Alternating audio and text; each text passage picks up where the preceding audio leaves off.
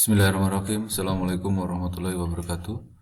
Berjumpa kembali kita dalam materi pendidikan agama Islam. Sebelum kita memulai pembelajaran kali ini, marilah bersama-sama kita membaca basmalah bersama-sama. Bismillahirrahmanirrahim. Pada kesempatan ini kita membahas materi PAI bab 4 yang berjudul Kurban dan Akikah Menumbuhkan Kepedulian Umat. Pada kesempatan ini kita membahas mengenai kurban dulu. Kurban, pengertian daripada kurban. Kurban atau udhiyah dalam bahasa Arabnya adalah mempersembahkan sesuatu, yaitu hewan ternak, yaitu berupa unta, sapi, kerbau, kambing, yang dimaksudkan untuk mendekatkan diri kepada Allah Subhanahu wa taala. Kurban dianjurkan kepada orang yang sudah mampu. Mampu dalam hal ini adalah orang yang mampu mencukupi kebutuhan sehari-hari dan masih mempunyai kelebihan harta. Kurban merupakan iktiba atau mencontoh kepada syariat Nabiullah Ibrahim alaihissalam yang rela mengorbankan anaknya Ismail demi ketaatan dan kepatuhannya kepada perintah Allah. Dasar hukum syariat kurban antara lain adalah Quran Surah Al-Kautsar ayat 1-2. Syarat hewan kurban. Yang pertama, dalam berkorban ada syarat-syarat yang menyangkut hewan kurban, yaitu hewan yang akan dikorbankan hendaknya dipilih hewan yang baik. Yang kedua, dalam berkorban, Nabi Muhammad SAW memilih hewan yang besar, gemuk, dan bertanduk. Yang ketiga, hewan tidak terdapat cacat, antara lain seperti buta, sakit pincang, atau kurus, kering, tidak berdaging. Hewan semacam ini tidak boleh digunakan untuk berkorban. Yang selanjutnya, hewan yang disembelih telah berumur 5 tahun untuk unta, 2 tahun untuk sapi, dan 1 tahun untuk kambing. Ketentuan dalam berkorban. Yang pertama, jumlah hewan kurban untuk 1 kambing adalah untuk 1 keluarga. Sedangkan untuk 1 ekor unta, sapi, atau kerbau dapat dipakai untuk 7 orang. Seekor unta juga dapat digunakan untuk 10 orang. Yang kedua, tempat penyembelihan kurban hendaknya dilakukan di lapangan tempat berlangsungnya sholat Idul Adha. Namun jika penyembelihannya di tempat berlangsung tempat sholat Idul Adha tidak memungkinkan, maka diperbolehkan menggunakan tempat lain yang memungkinkan untuk proses penyembelihan hewan kurban. Yang ketiga, waktu penyembelihan hewan kurban adalah setelah sholat Idul Adha pada tanggal 10 Dzulhijjah dan hari Tasyrik, yaitu tanggal 11, 12, dan 13 Dzulhijjah. 4.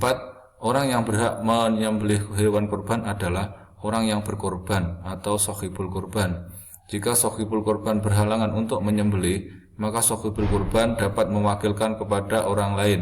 Namun pada saat penyembelihan dianjurkan sohibul kurban untuk menyaksikan penyembelihan. Adapun syarat orang yang menyembelih adalah orang muslim yang telah akil balik, baik laki-laki maupun perempuan. Yang kelima, sohibul kurban tidak diperkenankan memotong kuku dan rambut sejak awal bulan Dzulhijjah sampai hewan kurban disembelih. Tata cara penyembelihan hewan kurban. Yang pertama, dalam menyembelih hewan kurban harus menggunakan alat yang tajam yang dapat mengalirkan darah. Yang kedua, tidak boleh menyembelih hewan dengan gigi atau kuku. Yang ketiga, jika hewan menjadikan buas atau bersembunyikan sehingga mengalami kesulitan dalam membunuh dengan memotong urat nadi, maka diperbolehkan menyembelih dengan cara dikenai alat yang tajam dapat mematikan. Keempat, hewan yang akan disembelih hendaknya dihadapkan ke arah kiblat. 5. Letakkan kaki ke atas atau leher atau muka hewan agar hewan tidak dapat menggertakkan kepalanya. Keenam, ketika menyembelih hewan kurban hendaknya membaca basmalah dan takbir. Ketujuh, menyembelih hendaknya sampai putus saluran pernapasan dan saluran pencernaannya, yakni tenggorokan dan kerongkongannya. Ketentuan pembagian daging kurban.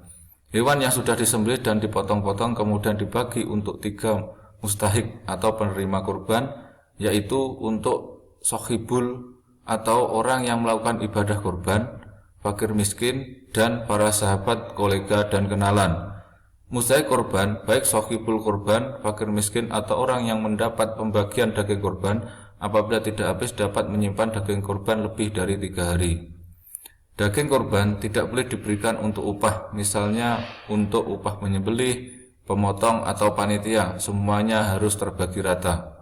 Shahibul kurban tidak boleh mengambil bagian daging kurban yang baik-baik kemudian mensedekahkan yang jelek-jelek. Daging kurban hendaknya dibagikan dalam keadaan mentah, namun demikian tidak dilarang membagi dalam keadaan sudah dimasak. Tidak ada ketentuan khusus tentang persoalan kurban, apakah berdasarkan keluarga atau berpersonal. Tidak ada larangan memberikan daging kurban kepada non-muslim, namun demikian tetap perlu diperhatikan aspek kemaslahatannya atau kemanfaatannya. Hikmah ibadah kurban meningkatkan rasa iman dan takwa kepada Allah, karena kurban merupakan realisasi dari iman dan takwa seseorang. Kurban merupakan wahana mendekatkan diri dari Allah. Kurban merupakan bentuk syukur seseorang hamba atas nikmat yang telah diberikan Allah kepadanya. Kurban dapat mempererat tali persaudaraan dalam masyarakat. Kurban dapat menumbuhkan rasa kasih sayang antara masyarakat miskin dengan yang kaya. Kurban dapat meningkatkan gizi khusus bagi masyarakat miskin. Demikian pertemuan kita kali ini, mudah-mudahan bermanfaat. Saya akhiri. Assalamualaikum warahmatullahi wabarakatuh.